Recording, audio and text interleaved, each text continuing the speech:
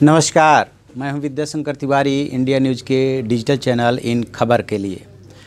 चुनाव के दौरान नेताओं और पार्टियों का चुनावी वायदा कोई बहुत बड़ी बात नहीं है, इसे बहुत सामान्य तौर पे लिया जाना चाहिए। संसदीय प्रणाली में ऐसा होता है, लेकिन जब चुनावी वादे ऐसे हों जिसको पूरा करना असंभव है, फिर भी यदि नेता वादे पर वादे करते चले जाएं तो ये जनता को मूर्ख बनाना नहीं तो और क्या है। आप भी सोचिए कैसे होंगे वादे पूरे। कांग्रेस अध्यक्ष राहुल गांधी ने अभी तक 3 वायदे किए हैं।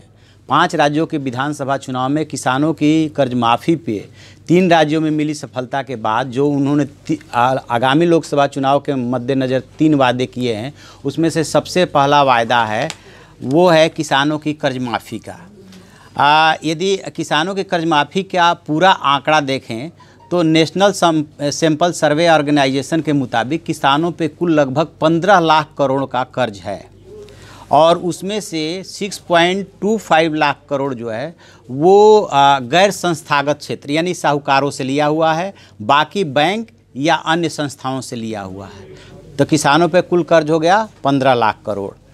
दूसरा जो उनका वायदा है वो है कि वो यदि सत्ता में आते हैं तो बेरोजगारों को बेरोजगारी भत्ता या मिनिमम इनकम गारंटी की बात वो कह रहे हैं कि यानी कि एक तयशुदा राशि, निश्चित राशि युवाओं को वो देंगे जो कि बेरोजगार हैं। जैसा कि उन्होंने छत्तीसगढ़ में आभार जो सभा की थी उसमें वादा किया था। छत्तीसगढ़ में उन्होंने युवाओं को उनकी पार्टी ने 2500 रुपये देने का वादा किया था।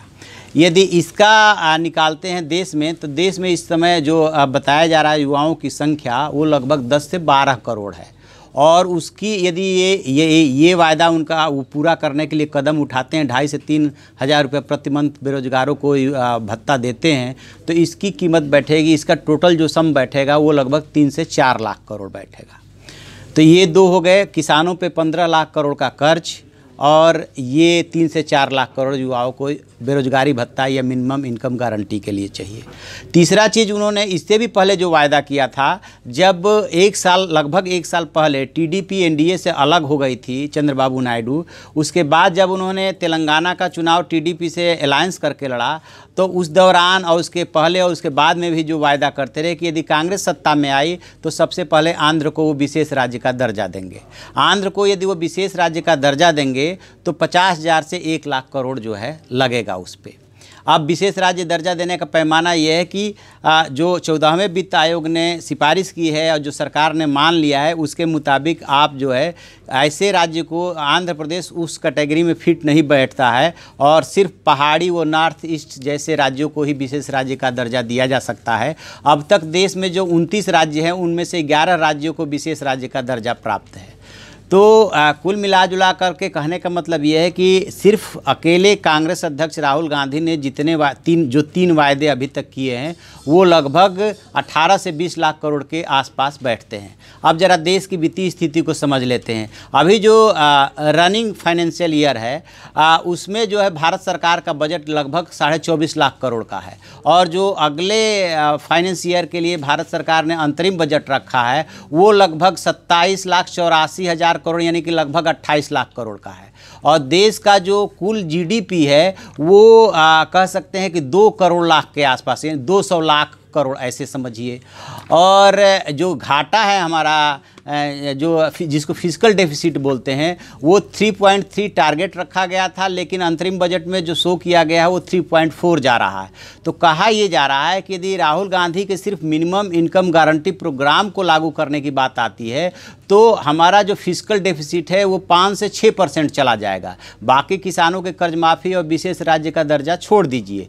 तो इस तरह से जो भी राहुल गांधी वायदा कर रहे हैं या और भी कोई पॉलिटिकल पार्टी ऐसा वायदा कर रही है उसको पूरा करना संभव नहीं है। इवन जो बीजेपी और एनडीए सरकार ने पार्लियामेंट में अंतरिम बजट में जो वायदे किए हैं उसकी भी यदि पूरी कीमत लगाई जाए, जो किसानों के देने की बात कही गई है, तो उसके लिए बजट चाहिए था 75,000 करोड़। चूँकि एक ही किस्त देना है इसलिए सिर्फ 20,000 करोड़ की उसमें व्यवस्था की गई है। तो ये कुछ स्थिति है देश की आर्थिक। और जब भी सरकार के पास कोई अपने माने आय का सोर्स नहीं होता है। उसके पास आय के दो ही सोर्स होते हैं, जो डायरेक्ट और इनडायरेक्ट टैक्सेज हम और आप देते हैं वही होता है। और उसके बाद यदि घाटे की पूर्ति के लिए उसके पास दो तरीके होते हैं, एक तो वो कि नोट छाप ले, वो उससे महंगाई बढ़ती है, और दूसरा ये कि चाहे इंटरनल सोर्सेज से देश में या विदेशी संस्थाओं से IMF और वर्ल्ड बैंक वगैरह वगैरह से वो कर्ज ले। तो जैसे ही वो कर्ज लेती है उस पर उसको ब्याज का भुगतान करना पड़ता है और कर्ज की राशि अलग चुकानी पड़ती है। तो वो डेब्ट ट्रैप में एक तरह से सरकार जो है फंस जाती है। तो ये देश की वित्तीय स्थिति है और ये नेताओं का हाल है कि वायदे पे वायदे किए जा रहे हैं चुनाव जीतने के लिए, और जो है पैसा है नहीं कि उसे कहाँ से पूरा करेंगे। तो ये कुछ स्थिति है। आपको यदि हमारी ये वीडियो पसंद आए तो उससे लाइक कीजिए, शेयर कीजिए और कमेंट बॉक्स में जा कर के अपना सजेशन ज़रूर लिखें। Thank you.